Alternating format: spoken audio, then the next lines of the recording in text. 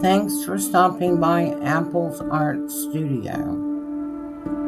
Welcome to my new series, My Favorite Things.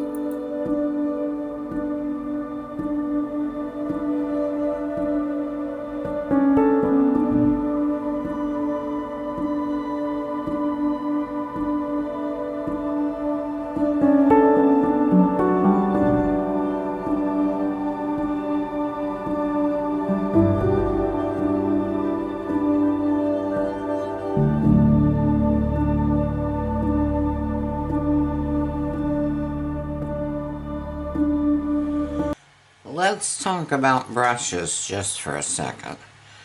These are three of my really small brushes. The longer the bristle, the more detail you're going to get for like line work and things. And when you use them with paint or whatever, make sure that you get them into a point and not spread out. These two brushes, the shorter the bristles, the more stiff the brush is. Now this little one, it's a little bit stiffer than this one. But before I would actually use this one, I would put it, if I'm using it with acrylic paint, I'd put it in water and pull it all together first. But today we're talking about brushes for deep shine. I have used these type brushes. These are from Tiny Pandora. I have used these brushes with deep shine. I don't prefer them, but sometimes if the piece is so small, these work a little bit better. My two favorite ones are these two. This one's a larger one. It's like a blush brush in your makeup.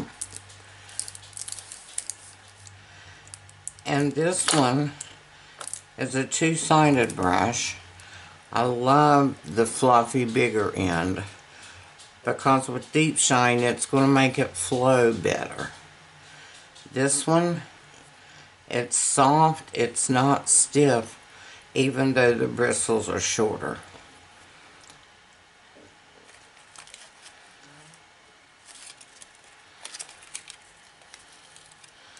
This brush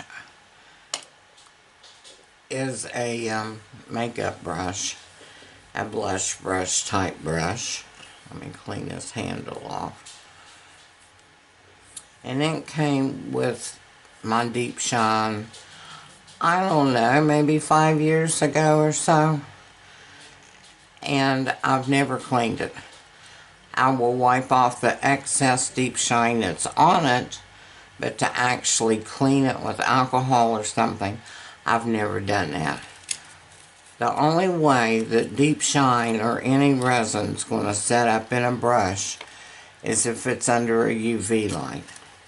So if you take some foil, make a little house, cover it all up, and save it, you don't have to clean it.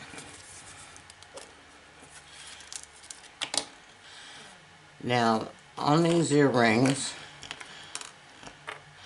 these have deep shine on them already. You can see how shiny they are. And I'm going to put deep shine on the back side. This is my main pendant. It's got deep shine on the front. You can see how shiny it is. And this is actually going onto this part of the pendant. This side has deep shine on it already. This side doesn't. Now I'll put deep shine on these, put them back in the oven to bake the cane pieces on there. So deep shine is bakeable at the temperatures that we use. So let's get ready and use our deep shine. Okay, You pour your deep shine into the cup, and these are also provided by Tiny Pandora when you order your deep shine. And it doesn't take a lot.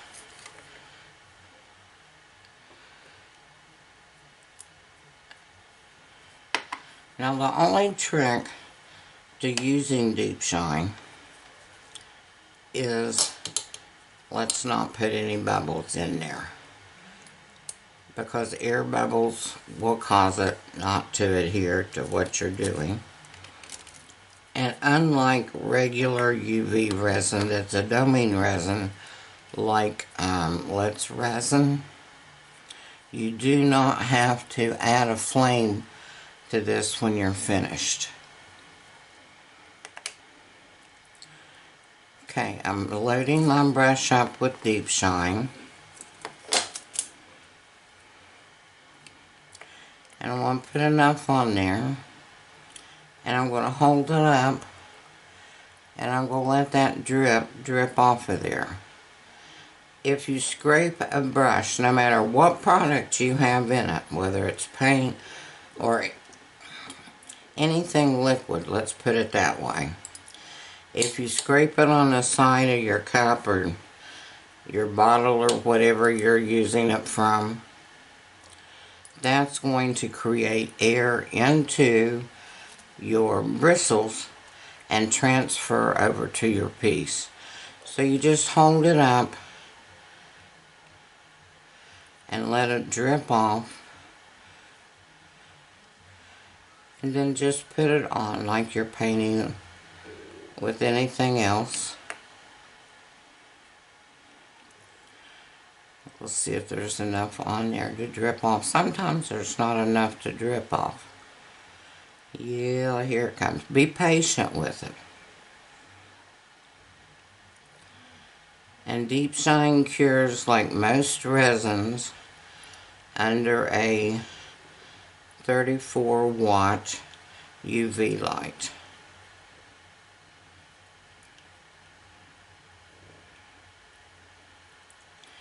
And it doesn't take long at all. I mean, maybe 3 to 5 minutes and this will be cured and finished.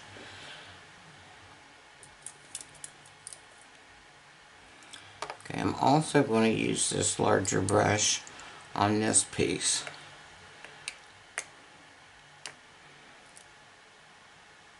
Let's see if there's any that's going to drip off. Remember, if it doesn't drip off, do not scrape it on the side of the cup. And it's not going to drip off enough to worry about it.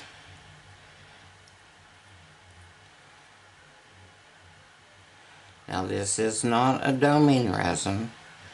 It will not dome up like Let's Resin and your other UV resins. This will remain flat, but it gives this beautiful shine.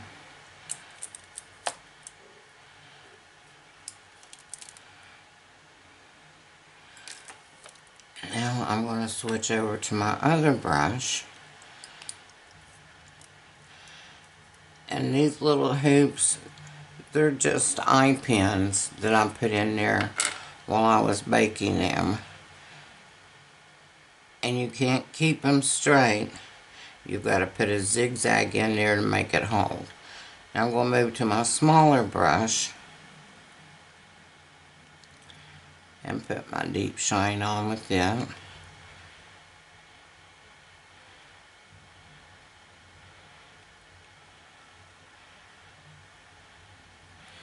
And I want to make sure that I've got it around my cane pieces.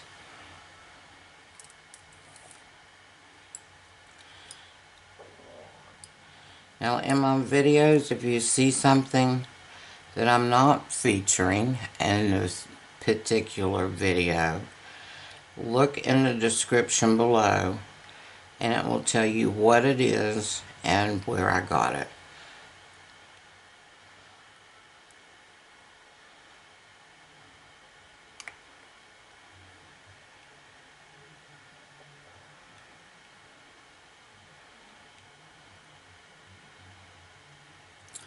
Okay, let me put these under the light, cure them, and we'll be right back.